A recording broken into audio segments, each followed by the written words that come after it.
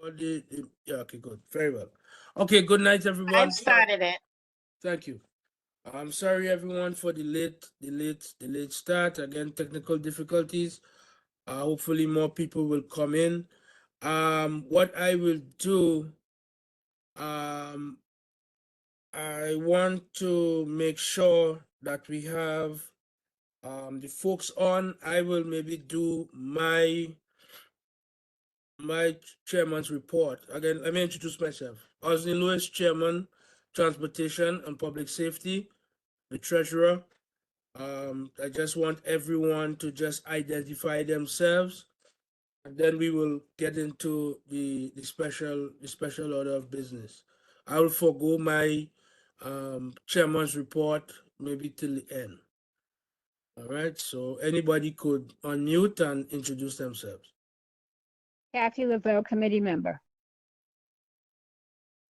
Monica McCain Brown, committee member. Good evening, Leonie Logan, committee member. Good evening, George State Committee member.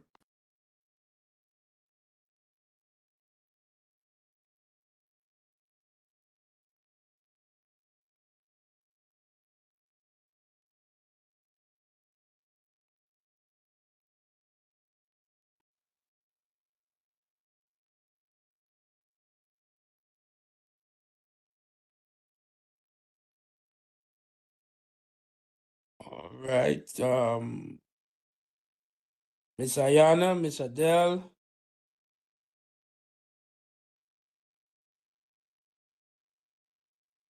All right. If not, we will get the other folks. I believe I see the folks from Riders Alliance are here. Very good. We were supposed to also have a co-naming tonight. If they're not here as yet, then I will let the folks from Riders Alliance do their presentation. Awesome. Thank you so much. Are you ready for us to start now? Yeah, you could start. Okay. My name's Jolise Race. I am one of the senior organizers at Riders Alliance, and I will let Caitlin introduce herself, and I will start sharing my screen. We have a little PowerPoint presentation to share. Hey, I'm Caitlin Pierce. I'm Deputy Director at Riders Alliance. And yeah, thanks so much for letting us meet with you guys and give a little update on what we're doing. Really appreciate it.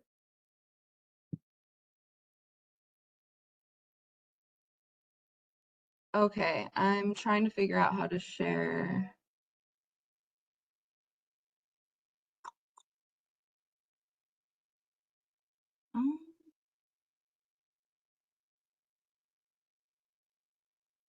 You were sharing before.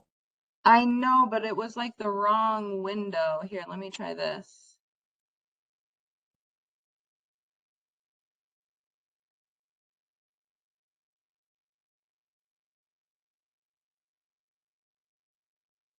Caitlin, can you share this is like showing the wrong window for some reason. If you can't, I can keep trying.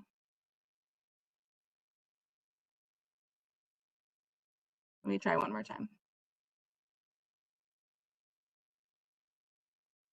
Okay, we're here.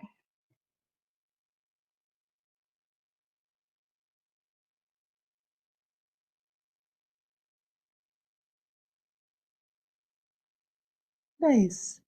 Can everyone see the slide deck? I can. Yes. Great. So thanks again for having us. Just a quick introduction about Riders Alliance. We are a citywide grassroots organization that's been around since 2012, and our mission is really fighting for better public transit and organizing bus and subway riders across the city to build the power in order to do so. And so, as a grassroots organization, Jolise runs our bus campaign. We have several other organizers that focus on different other issues related to bus and subway. And we really work with, hundreds of riders across the city to give a voice to riders and all of the transit decisions that impact them the most. Would you mind flipping to the next, Jolise? Cool. This is just a little timeline of some of the things that, our members have come together in one. Riders Alliance was really focused, in general, we focus on more affordable, accessible, and reliable public transit, and specifically bus and subways. So some of the programs that, and we'll get a little bit more in depth on some of these, Riders Alliance members ran a campaign to fight and win for half-price Metro cards through the Fair Fares program in 2018. We were one of the groups that was pushing for the congestion pricing program that's about to be implemented in June in a couple of months. We have a very long-standing campaign for better buses across the city that has a lot of different milestones, but one of them was really getting the city, including the mayor, to commit to building a network of busways and bus priority projects so buses are not so slow and stuck in traffic. When COVID hit, which is when I joined the organization, the MTA was looking at a 40% budget cut due to the fact that no one was in the buses or subways. And so we switched our attention to doing federal lobbying and worked with Senator Schumer and a bunch of our state congressional representatives to win money to keep transit afloat during the pandemic.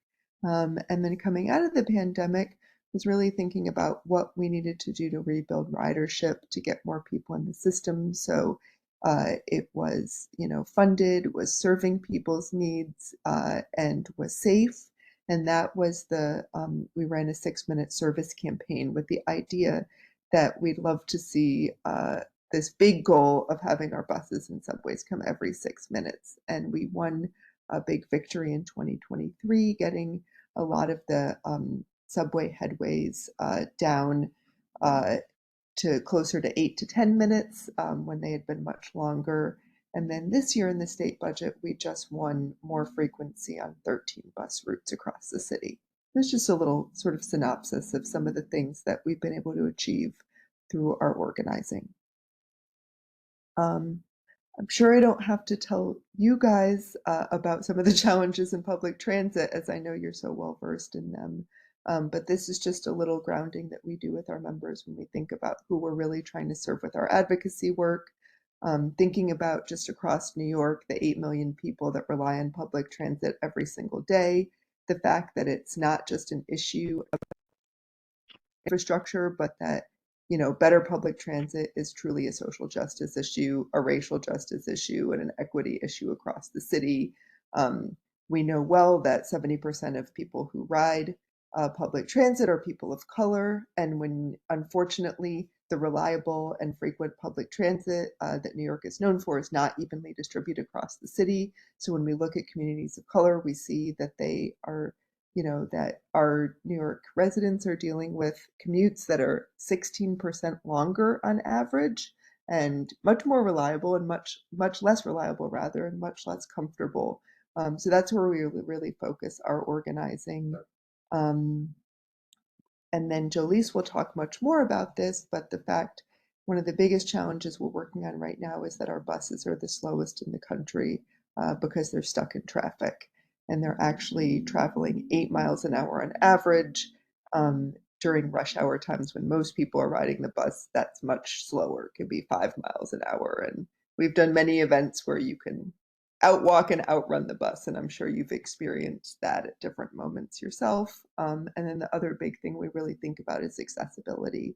And knowing that, only 30% of our subway stations have elevators and are truly accessible to folks. And that's a big reason why we were focused on congestion pricing, was to make our system more accessible and reliable for everyone.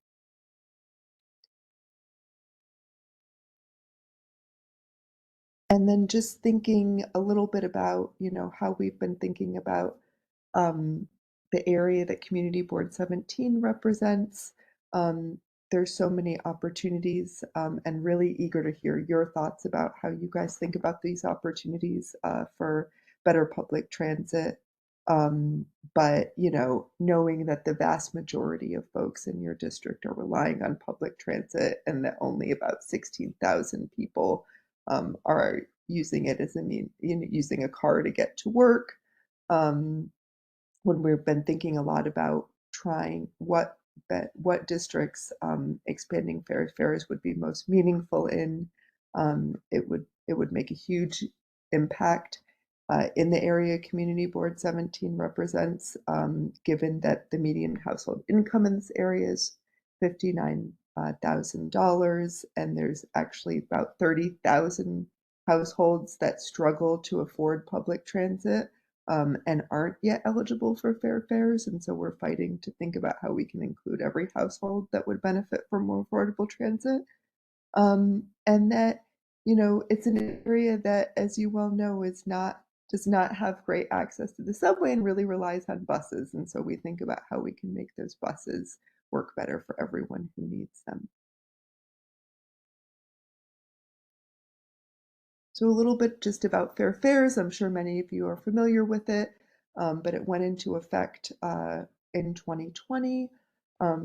It's a New York City funded program that offers half-price Metro cards to people that live initially, as it rolled out, under the federal poverty line. And as we've been fighting to expand it at 120% of the federal poverty line. And we see people using it. We know it's a really popular program. We know that people are struggling as the city gets more expensive, particularly in recent years, that, having more affordable transit is absolutely critical to helping people get where they need to go. And we're really proud that this program has already been serving 250,000 New Yorkers. But frankly, the eligibility requirements are way too low. If you look, you have to be making as an individual $18,000 or less in order to access this program.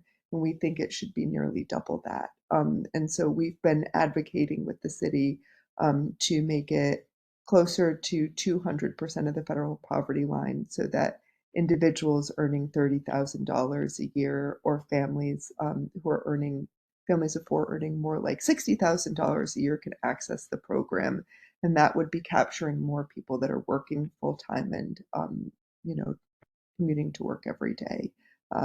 And so that's been an ongoing fight of ours. I'll turn it over to Jolise to talk a little bit about some of our other campaigns. Thanks. Like Caitlin mentioned at the beginning, our 6-minute service campaign to fight for more frequent subways. This is just a little bit more about that. So we ran a state budget campaign and won more frequent service, especially on the lines that you can see below the state budget wins here. So there was increased subway service on the G, J, M, C, and R. And then this summer, we'll see improvements on the weekends on the 1, 6, 3, 5, B, D, M, and J, which is really exciting. Also in the budget in 2024, when we ran this campaign, we reduced the fare hike to $2.90 when it was originally going to be $3. So that is something that we've done consistently. In the past, we've run a lot of campaigns to either freeze fare hikes or reduce fare hikes, just because we know a lot of people are struggling already to pay their fare. So, it's just really important to keep the fare down as much as we can. And also during that campaign, we won a free bus pilot in the 5 boroughs. Some of you maybe rode the B60 for free. So that was a really exciting win. And then in this state budget that just came out, like Caitlin mentioned earlier, we got $12.3 million in new major investments to boost bus frequency on 13 local and express routes. And congestion pricing is something that we've been fighting many years for, and it's finally set to begin on June 15th. So we helped win New York's first in the nation congestion pricing plan to make traffic less congested, create cleaner air, less pollution, and to fund a plan to fix the subway. So congestion pricing will generate over $1 billion that will go directly into fixing our subway system and some of our buses. And that looks like modernizing our signal system in the subways that are really, really old and the main reason we experience delays. Also, the money will go towards building more accessible subway stations. Only like 25% of our subway stations are accessible. So this money will help build the elevators needed for folks with limited mobility. And you can look here at the toll structure that's been decided on. I won't read all of these, but it's $15 toll for private cars and some other exemptions. And this congestion pricing exists in a lot of other countries and cities. And it has been really successful in lessening congestion and just improving public transit overall and creating cleaner air. Something I'm really excited to talk about is some of the work we've been doing around our Better Buses campaign. So, working to increase frequency and speed and reliability of our buses. So I'll just start with talking about the Streets Plan, which is a law that passed under de Blasio and went into effect in 2022 when the mayor took office, the current mayor took office. And so he's mandated by the Streets Plan law to implement 150 miles of bus lanes and busways throughout the city, in order to increase those bus speeds and prioritize bus riders on the street. So, he named a lot of important corridors that these projects could go on. And we actually advocated for and won $900 million to make sure that this really important law was funded. Unfortunately, we're not seeing much movement on this law from the mayor. He's, been nothing short really of ignoring it, and hasn't shown any interest or accountability in following the law. So at this point, he should have already implemented about 50 miles of these bus lanes at this point, and he's only completed less than 10. So we're really behind. And so this is just, something that we've been up against is a mayor that isn't necessarily prioritizing public transit and buses the way that he should and that he is legally obligated to. And so really want to talk a lot about the Flatbush corridor, which is something that we've been doing some work around. So as part of the Streets Plan law, DOT and the mayor, as well as TWU, the Transit Workers Union, have identified Flatbush Avenue as a corridor that really needs improvements when it comes to buses. So we know that a lot of folks taking the B41 and other buses along Flatbush are just experiencing long wait times, a lot of overcrowding, and bus bunching and just overall not a super great experience for the folks that are relying on the buses. And like Caitlin mentioned earlier, New York City has the slowest buses in the nation despite having the highest ridership. So our buses are certainly in a state of improvement, needed improvement. And so the improvements on Flatbush Avenue would impact 118,000 daily riders on 12 routes, which is really, really huge, like 118,000 people. That's a ton of people. And when looking at the community boards along Flatbush Avenue, we can see that 76% of folks commute via public transit, walking, or biking. And some just more specific statistics, we see that 67% of bus riders are female, 78% are folks of color, and 55% are immigrants. And so this kind of just, you know, plays off what Caitlin said earlier, that, you know, better buses really are a social justice issue. It's a women's rights issue, a racial justice issue, immigrant justice issue. And so these are the people we're really, you know, wanna pay attention to when we talk about bettering our bus system. Of course, you know, everyone across the city is relying on buses, but when we really narrow in on who's really taking them, it's usually working class people that are, you know, keeping the economy going and shuffling around the city to just, yeah, keep the city moving. So we've been doing a lot of like community work along Flatbush Avenue to talk to the riders, like I mentioned. So we've been canvassing weekly, yeah, to just talk to riders waiting at the bus stops and hearing what they have to say about the B41 and the other buses around there. And like I mentioned, you know, a lot of people are just really not satisfied with the way the buses are. They're just always stuck in traffic. And competing with all that congested traffic is just really slowing down the commute for folks. And, you know, I talk to people who have shown up late to work because of the buses and, you know, have gotten written up for being late to work.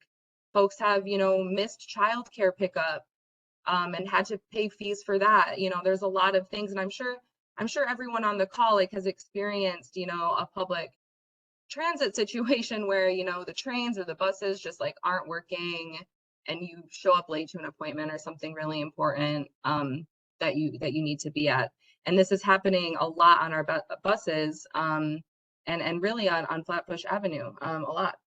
And so, yeah, and we've also hosted some community meetings to gather feedback and further talk to residents about what their experience is. So I think that is it. So we would, Caitlin, I would love to take some questions and yeah, let us know what you thought about the presentation.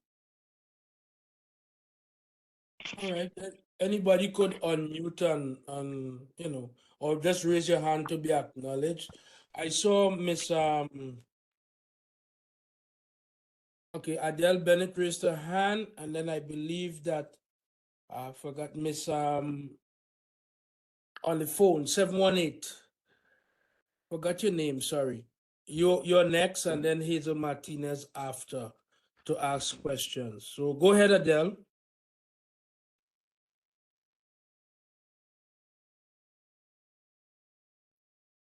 Adele, I don't believe you unmute yourself. Go ahead. Can you hear me? Yeah, no, I could hear you. Go ahead. Okay, great. What I was going to say is, I travel on Flatbush Avenue to the B41 quite often, and I've never had anybody walk up to me and ask me any questions. And I'm there at least 3 to 4 days a week. I'd like to know, what days did you do this polling and the times? So the polling that you saw, like the statistics, we didn't, those aren't our statistics, those are DOT statistics. So we haven't been like polling statistics per se, doing that sort of research. We have been going out on Tuesday afternoons. Usually we hang out on Church Avenue in Flatbush. So yeah, that's usually where we're at. Sometimes we'll go up to Empire or Parkside, so or the Junction. So we've been staying in that area.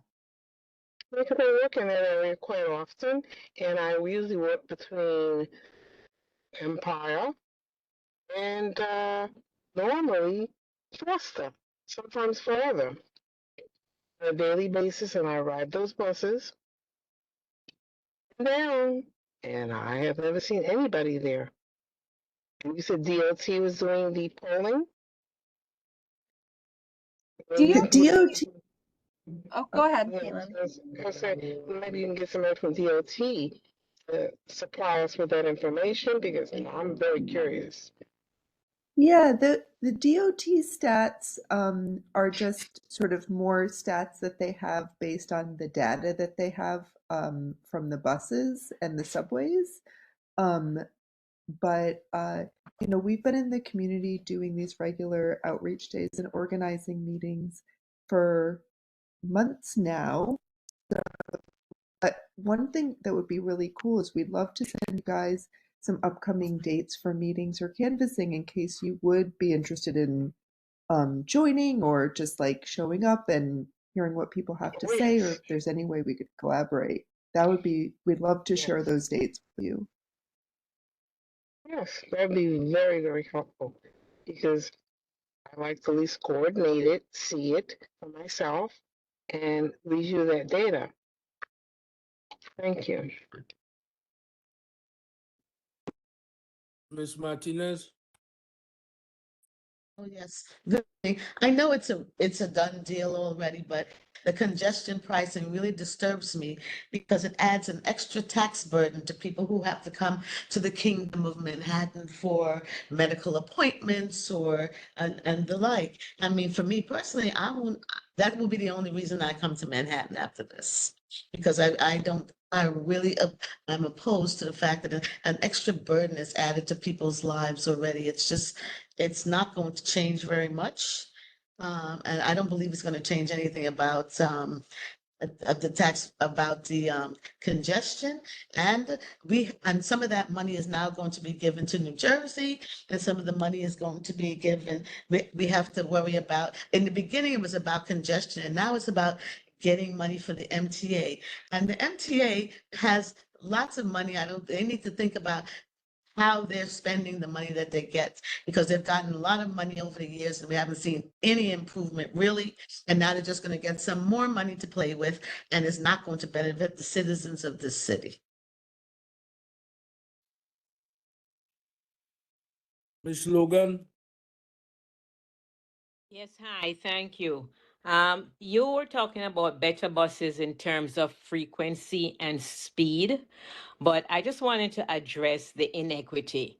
And I want to compare the bus stops that are in the boroughs compared to the bus stops that are in Manhattan.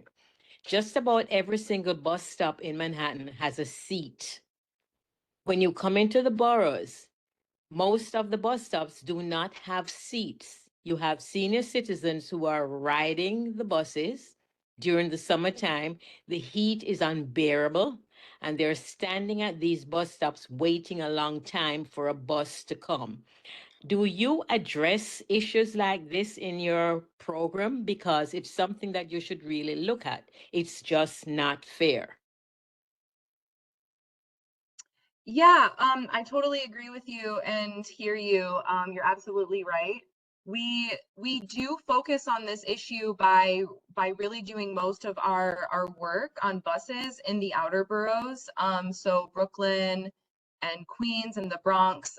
Like you said, there's, you know, a big difference between those boroughs and Manhattan. And so that's why we really focus our organizing efforts around buses in those specific boroughs as opposed to Manhattan.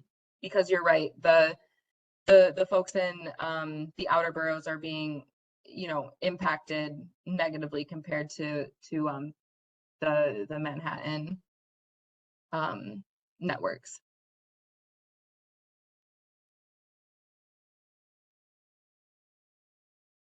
All right. Is there anyone else who would like to ask Caitlin or Jolcy? Oh, Please. Jolise, sorry. Jolise. Any questions? Again, you saw the data there. More than likely, we should get a copy of that. And I would invite the folks from Riders Alliance to come to the general board meeting, which is the third Wednesday at SUNY Downstate. I think that the wider board and the wider audience that we have there, including it's a hybrid meeting, which is in person as well as online. It would be good to share that, because that's a major issue that we face in our district. And I know a lot of people don't agree. Some don't agree with the congestion pricing, but I think if we look at the European countries, England, Germany, France, these different places, specific civic centers or city centers have this congestion pricing in place. What we have to look at is the economics and look at how we could access to get the opportunities, because in the same way that this is coming, the additional money that's coming, whether you have children, you transition into a career, there will be opportunities in the space. I am a licensed electrician. I'm a contractor. So I see the opportunities that are there, right? And again, I mean, it was passed by the board. It is something that was passed already, and they're just trying to work out the kinks. But we have to look at, okay, this is coming. What can I do to put myself on the better side of that? That congestion pricing cost is going to be additional. What can I do to create the additional income, or to create a way in which this does not affect me? Okay, because again, you don't have control over stopping it. So now you have to look at the solutions of trying to better yourself, better the people around you, and put yourself in a position where, yes, this might be an issue, but I have a way how to deal with this effectively. Ms. Bennett? Yes, can you hear me? I wanted to ask, and Hazel hit on it very, very, very well. It's about people with disabilities.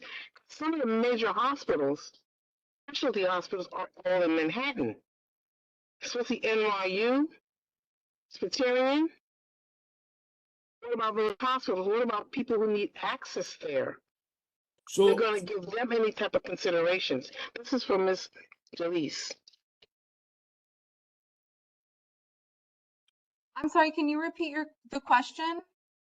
It's in regards to people with medical disabilities, people who have to either take themselves because the trains are not efficient enough. You ever take a train? I have. Yeah, I had to wait to go around certain parts of Manhattan to get to where I had to go because the elevators are broken all the time. Especially if you transfer from Atlantic Avenue, broken, out of service. Manhattan, out of service. Especially if you have to travel on the weekends for service. Mm-hmm. Yeah. To get yourself around. So, okay, I go back and forth to the doctors. So how would I be able to do that at NYU? My specialties are if I got to pay an extra $15 to take myself there. so there This are is from Miss Jalise. Yeah, I mean, I think on average, car drivers make pretty much double the amount of money that public transit riders do. So it's really like an equity issue. You know, a lot of people don't have the privilege of having a car to get to those medical appointments that you're talking about. A lot of folks literally have to, you know, get on the bus to make it to a surgery. And so those are the folks that we really are fighting for, our public transit riders, the working class folks that are keeping the economy running and, you know, living their life, having to go to medical appointments. And in terms of accessibility, all of the money made by congestion pricing will go into making the subways more accessible. Like I said, what about people who have to take themselves to a to a specialty doctor in Manhattan. I'm not going to say what it is. And you have to be there. And you have to take yourself. Well, Because sometimes you can't get a cab. If you have an appointment 8 o'clock in the morning to get to NYU, you have to leave your house at 5:30 in the morning. and I Yeah. would just clarify, Cabs you are would gonna only be paying the distant. congestion toll if you were driving yourself in a car and That's what I'm going talking into about, the driving business myself. jurisdiction.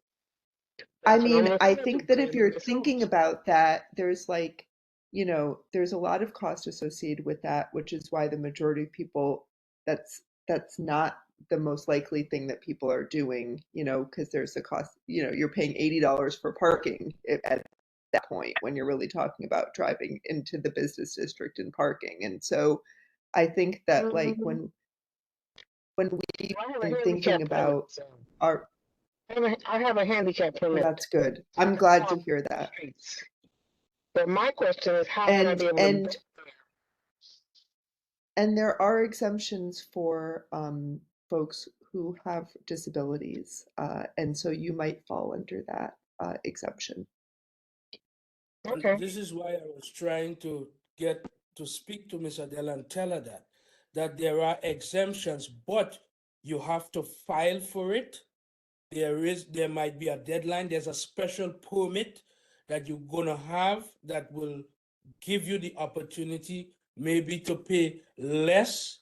It might not be completely zero, but it'll be a lot less than the $15. That is part of what was discussed in the congestion pricing, part of some of the stuff that the MTA was willing to discuss upon, right? But I think in particular, Rider Alliance is pushing public transportation, right? And they're looking to fix that.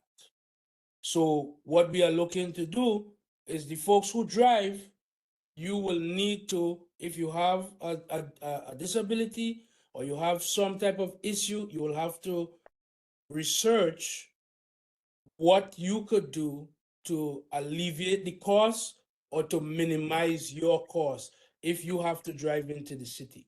But you have to remember, in particular, DOT and the city, they already told us, as we could see with the ride share and the bike share, that parking or access by car is not important to them. They said that directly, okay? So understanding that they are looking at public transportation as the means, again, if you want to drive in, there's going to be additional steps you'll have to take to drive in to avoid and minimize your cost. And that's just where it is. It's coming. It has been voted upon. They're working out the kinks. Once everybody gets what they want and they pull back all of those lawsuits that are there, that's it. So, we could try to, as much as we can, discuss what we don't like, what we like, whatever the case may be, but you have to start looking at plans on how to mitigate the cost or whatever it could be. And that's basically it.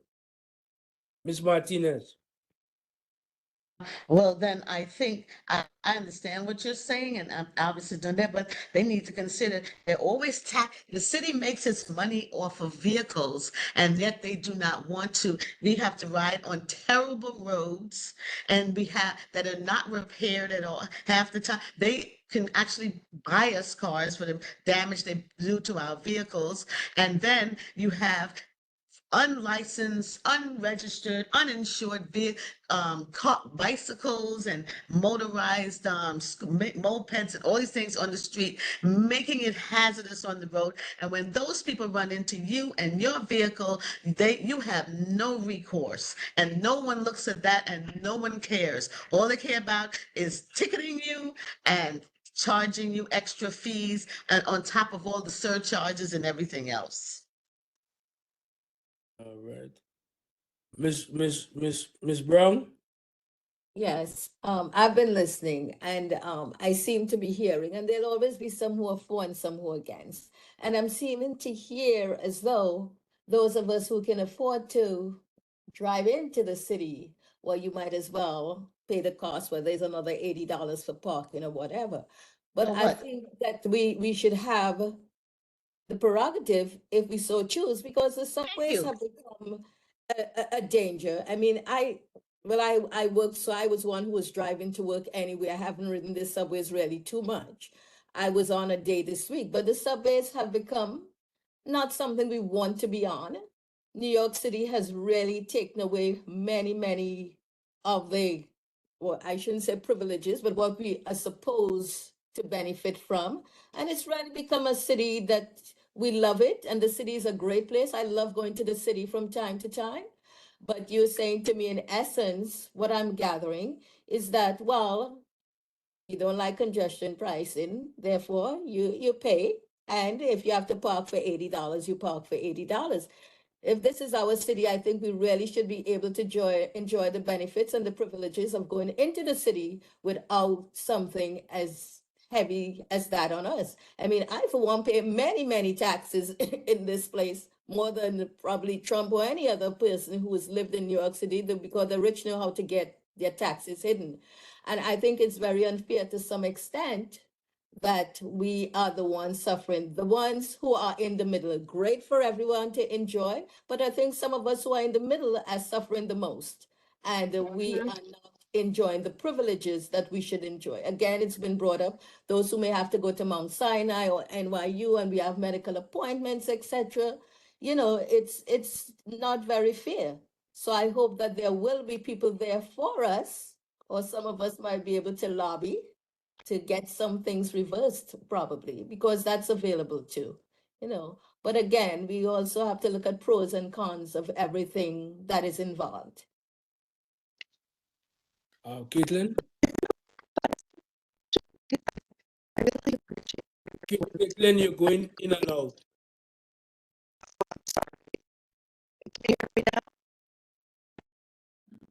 It is still a little choppy.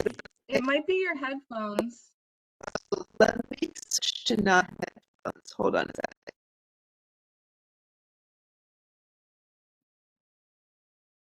Is this better? I don't think so. Try again.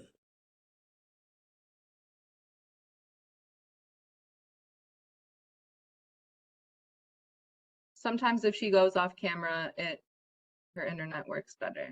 Okay. Yeah, let her try one more time.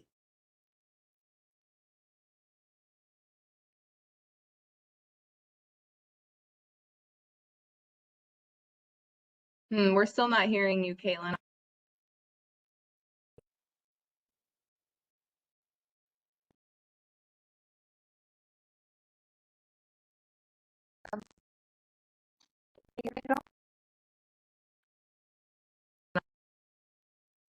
No, unfortunately not.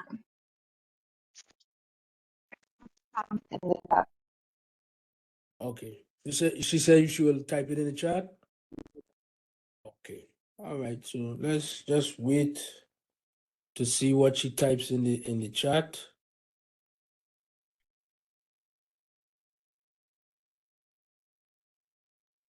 All right. For those who looking at the chat, there's a RSVP to the next meeting talking about public transportation. The Riders Alliance, you could join. So while we're waiting on Caitlin to type in the chat, are the folks for the renaming for East 38th Street between Church and Snyder, are they here? If not, then we would have to forego that, and either they come next month's meeting, or if it's something of urgency, they could come and maybe present in the general board meeting, the third Wednesday. Oh, okay. So Caitlin is just thanking everyone for their comments, and she's thanking everybody for listening to the presentation. All right. So, okay. Yes. Jocelyn said the same thing. So if the folks that are not here for the code naming are not here, I will go into my chairman's report. There's several items that came up. I'll deal with public safety first, because we just did transportation. Public safety wise, there was a shooting on, I believe it was, I think it was Monday or Tuesday, at 53rd Street and Clarkson. If folks know that area over there, that area is close to where the Grenadians call the greenhouse. Normally they have, during Labor Day time, with the job and those things, they meet up there. So the store, there was a shooting right either in the store or outside of the store. One gentleman was killed. Today I drove past, saw the memorial, saw the pictures, and it's just sad, we're starting to get back into that time of the year, where as soon as it gets a little warm, it seems as though tempers are flaring, people are getting into, arguments and shootings. There was a person that in Queens cut a truck driver off. The truck driver chased them all the way, I think, to Manhattan and hit the car. There was an altercation, and the truck driver stabbed the gentleman. I mean, it's getting to a point now where, road rage, people are angry, they're upset, they're agitated. There's several things that are going on, and you just need to be aware of your surroundings. As much as you can, whether it's the train, whether if you're driving, whatever it is, de-escalate situations as best as you can. If you see somebody's irate and they're out of control, even if they hit your car, whatever, you call the police, lock your door, stay in your car. Okay? Right now, if there's with accidents, the police will come, look at it, tell you fill out I think it's a M104 form, and they're not even writing up a report these days. Okay, so as much as is in your power, de-escalate situations, protect yourself. Don't travel late at night. Don't travel too early in the morning if you don't have to. If you have to go to work and you have no choice, be mindful. Be in well-lit areas, congregate close to, bus stops, or go to areas where there is at least a couple people around, some type of a presence, or whatever the case may be. Protect yourself, because it's just right now you have a lot more people that are desperate, more things that are happening. During the pandemic, people, were receiving money and so forth, from the stipend that the government was giving to folks. Now that is gone, right? And now that it's gone, you've seen a lot of people becoming more desperate, get into more things, and people are just overly more agitated based on what's going on. Another thing, all of the civil unrest, we see the stuff in the schools. That's a public safety issue also. I am not here to discuss politics about what's right and what's wrong. Protect yourself. If you don't have to be somewhere that you don't need to be, bet your bottom dollar, go with your gut feeling. go with what you feel. If you feel uncomfortable, you leave and you remove yourself from that situation, right? You know, whatever you ascribe to, whether it's the Spirit of God talking to you, whether it's your grandmother, whoever it is, once you feel a certain way, you protect yourself. So, you know, again, that's my public safety in particular discussion. Transportation wise, again, we know we had, I have seen over in the area where Miss Hazel Martinez is. I don't know if the gentleman just moved for this week because of school closing, but I saw that several of those, what do you call them again?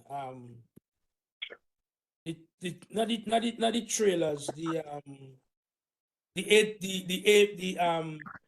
ATV vehicles, they were removed around the park and close to the school or close to the intersection where the schools are, where the gentleman had those two vehicles there. So I think I want to say that the meeting that we had last month with DOT and several of the other agencies was successful.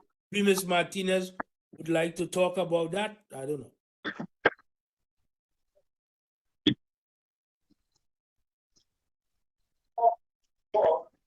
Ms. Martinez?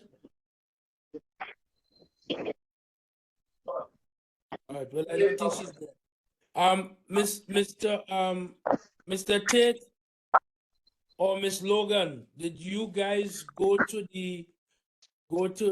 that event that Miss Martinez had, where she brought the politicians and the city agencies to be able to relay your concerns about the issue on Albany and Glenwood?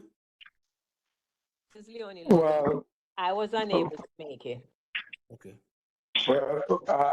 this is your state. I attended, however, if I recall correctly, my understanding is that it was going to be at 12 o'clock. Mm-hmm. So when I got here 20 to 12, it was just about over. So they really started at 11 o'clock.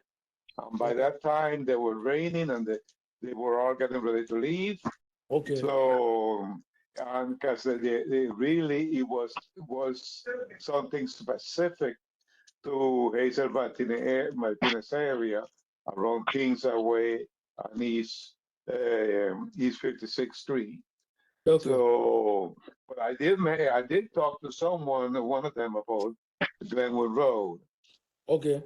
Additionally, I want to say about Glenwood Road that I did call for home, and they called me back this week or last week, Mm-hmm. and I didn't have a 311.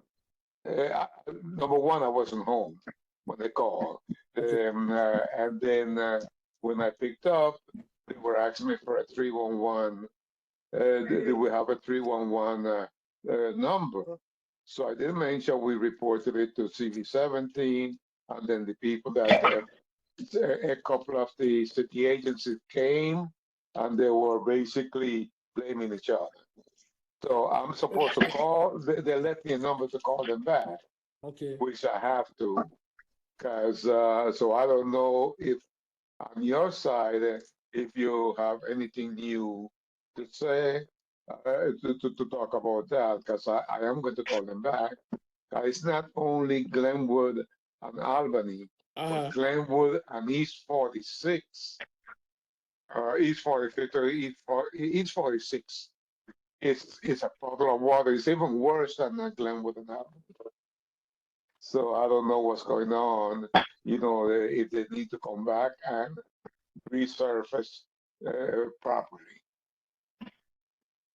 This is Leonie Logan again. I spoke with Mr. Tate when he mentioned about the 311 request, and I put in a 311 report about the problem at Glenwood and Albany. And in the 311 report, I did mention that this is something that we first reported from back in November 14th of 2023, and subsequent follow-ups with the community board. So the 311 number is there. Okay. So it's been officially reported to 311. Okay. All right. So then, what I will do now is go back to the DOT liaison, because surprisingly enough, we did not even receive an email that DOT or any of the agencies came out to look, or who was, like Mr. Tate said, who was blaming each other. We didn't even get a response from them on that. So that's to tell you sometimes how I could say, how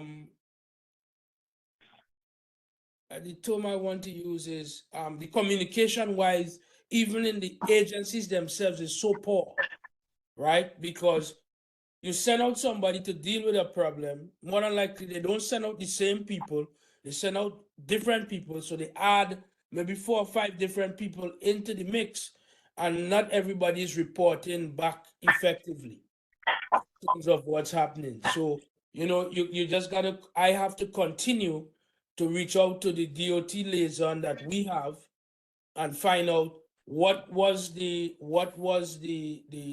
ultimate verdict, who is going to do what, and again talk about that whole stretch of Glenwood, because like Mr. Tate said, right underneath the train tracks at Glenwood and 46 is always a puddle of water, and that has to deal with DEP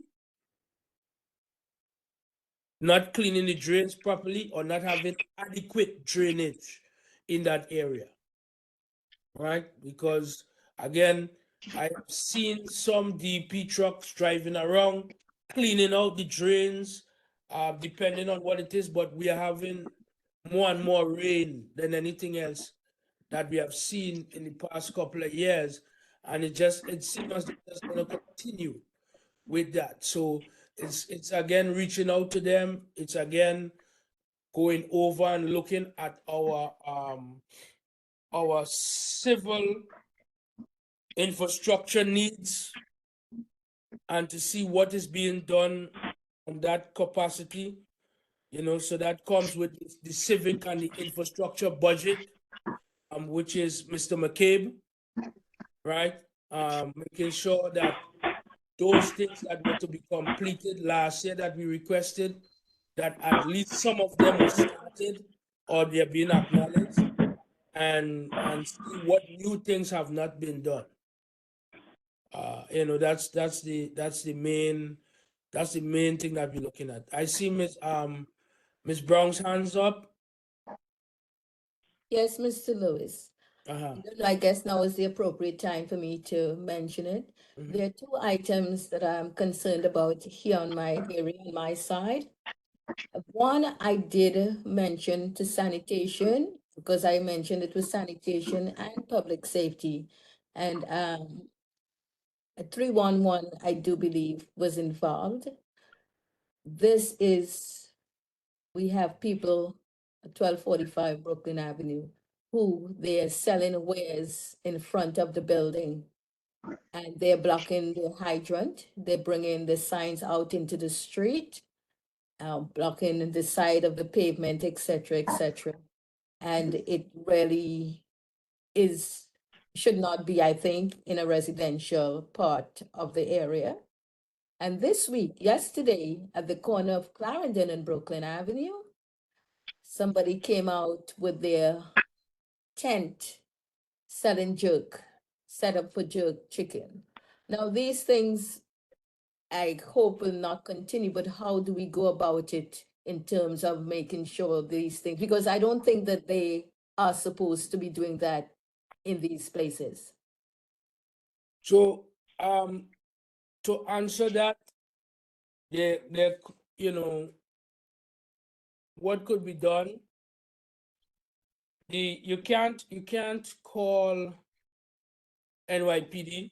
NYPD does not really have the jurisdiction to handle that, you'd have to call the folks who fine and give tickets for food inspection and food inspection licenses and so forth. The vendor licenses. Okay. Right? So they'll put in Department of Health, right? The police are not going to stop these folks from doing it. And the police are at a place now where they are hands off on a lot of things based on the situation, based on what's been going on. They have a high retiree rate right now. They don't have enough cops, so they are really limiting how much additional things that the police were taking care of. They're really cutting back on those things. So, the only thing you could do, as was said, Department of Health and Sanitation, and they'll put that in the chat. And And the clothing, selling of the clothing would be health also? I'm not too sure. I'm not too sure. The selling of the clothing, again, I'll have to find out from Ms. Fraser on how to deal with that.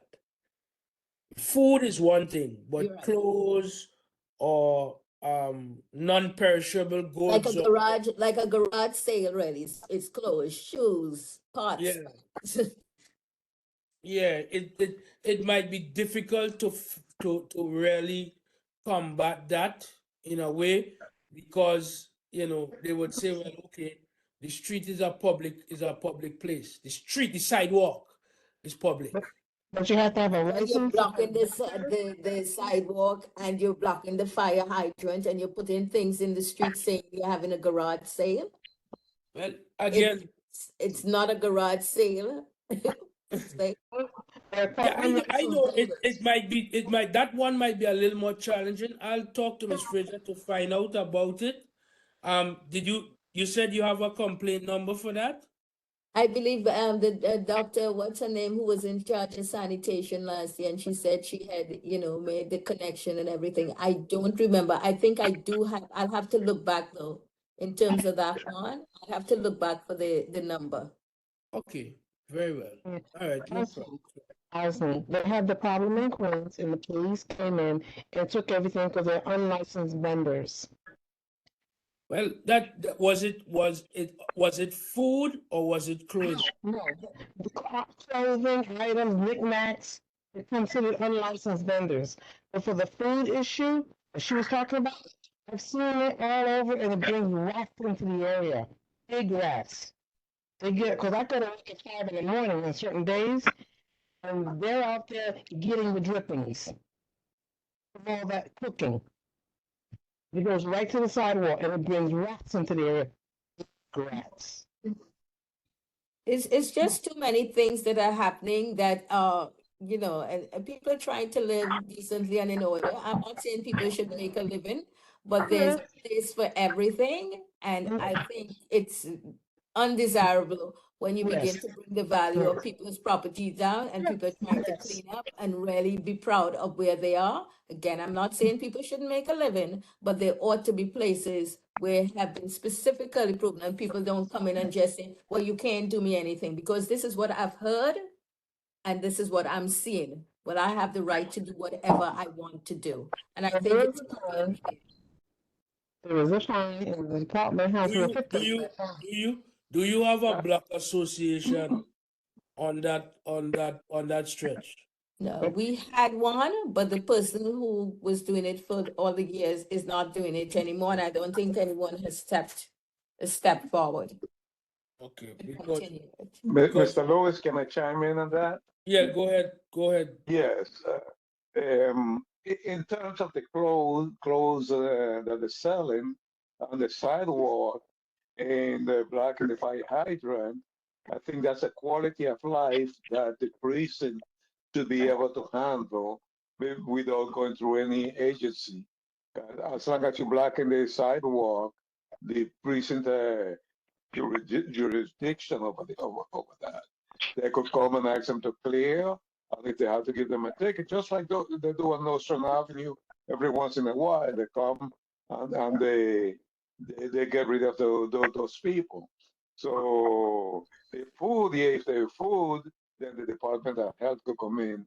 But for that, I don't think you need to reach out to the Department of Health. Just reach out to the precinct and tell them what's happening. They're blocking the fire hydrant, they're blocking the sidewalk and part of the street.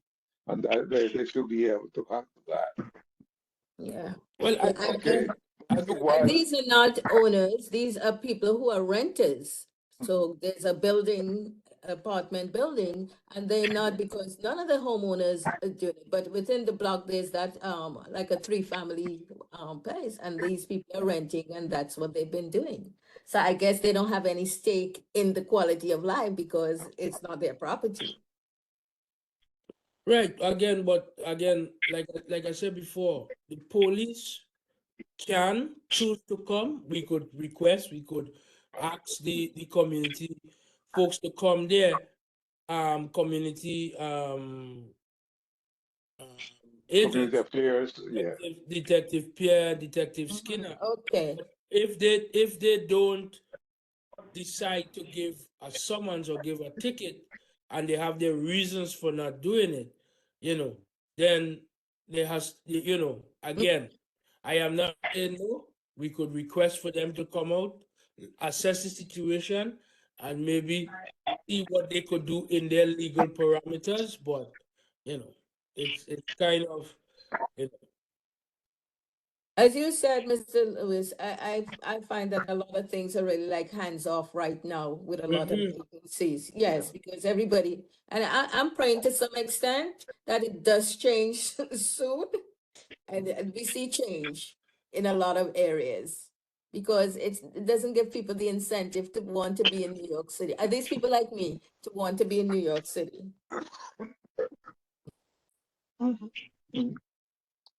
right, so, Yeah, one more thing while I'm still on, Mr. Lewis, I just wanted to clarify, like, the Glenwood Road situation. mhm. You mentioned DEP, but I am pretty certain that the situation in Glenwood and 46 is not a DEP. They don't have a drain over there, so it's not a clogged drain on 46 and Glenwood. It's just the situation with the slope of the street. So in case you talk to someone, if you talk to the EP, they may tell you that they don't have anything to do with that. So Well, they don't have nothing to do with it as yet. yeah, well, If it's in the infrastructure or They could use a drain there for real, right. but right now there's not. So again, it's we will just have to, again, I'll reach out to the DOT for Glenwood and Albany. I'll reach out to DOT again to maybe just have a complete analysis of Glenwood Road, from that specific area, from 46th Street or from Schenectady, come all the way over to Albany and assess what's going on there and what would be the ways to remedy that. Because it is when it's really raining bad, 46th Street is like a pool. And I see people wading through the water as best as they can. Some people walking, people driving fast, they get splashed up with water. It's kind of challenging.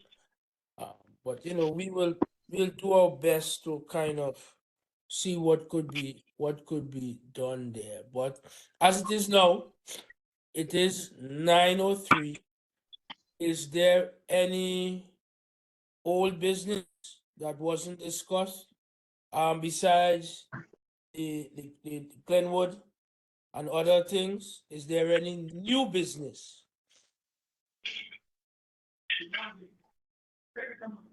New business. If not, we will call this meeting to a close. I don't know if I don't think we have minutes as yet. I think it's still being worked on. And in order for us to really see if we have minutes to vote on, we have to see if we have quorum. And I believe the list that I have, even if we did have minutes this evening, we don't have the quorum to actually vote on the minutes. So, you know, that's where we are currently. Ms. Martinez, I see your hands up. Okay. Good evening. It's actually Allison Martinez, but just speaking of the flooding, everyone should actually get themselves connected with FloodNet. It's a program that's a program that's in conjunction with Brooklyn College to help monitor and put up sensors in communities about where the inland flooding is occurring and to try to mitigate that. And in fact, they're having an event on Saturday in our community from 12:30 to 2. It's a community session called a Sensor and Sensing Workshop, and it's going to be at 21 Snyder Avenue. I don't know if it's called, I think, Fit for Dance is the location. And you can sign up for it. We'll make sure that we get it to Ms. Fraser or to the chair or put it in the chat. But it's a good opportunity to start to actually monitor and know what's happening and get plugged into how things can be fixed. 21 Snyder Avenue is closer to Flatbush. Yeah. Yes. But we'll put the registration link in the chat. All right, very well. Thank you. Welcome. Right. If there is nothing else, we are at 9:05. I would like for someone to make a motion to adjourn.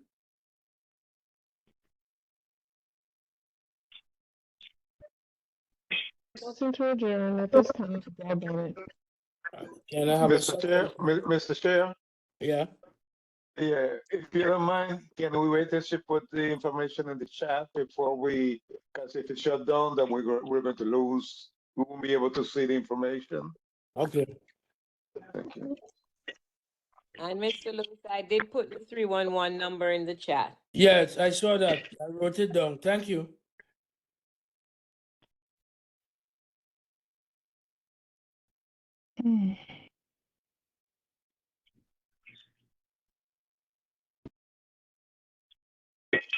Mr. Tate, you have up your hands? No, I'm lowering it. Okay. Sorry. Yeah. No problem. Oh, wait a minute, what's going on? I'm trying. I lower it and it's still showing. There we go. No. Okay. We'll send it to everyone. We'll send it to your chair to send out right after this call. Okay, so you'll get it by email. Okay, great. Okay, thank you. Oh my goodness. Wonderful. Is it you have my email? I do. So we have it. Mhm. Okay, good. Thanks. All right, everyone. So I'll make sure and make sure that I get it to Miss Lyons or Miss Fraser. I'll make sure that everybody on the list gets that so they could attend that. That's very important. Because a lot of the times flood insurance and fire is something that we think we might not happen to us, and when it does happen, you might not even have the right insurance. So I think the flood net will maybe have a discussion on making sure you have the right insurance to protect yourself, home insurance to protect yourself also. Right. So again, definitely as soon as I get that information, I'll make sure that it's forwarded out to you guys in the email and maybe even out to the general board and the committee members and so forth, board members. So all right, everyone. So it was already, I believe, a motion was to close. I believe we had a second. So again, good night to all. Thank you very much. And see you all again at the general meeting and at next month's transportation and public safety. Thank you. Okay. Good night, everyone. Good night, everyone. Right. Good night, everybody. Good night, all.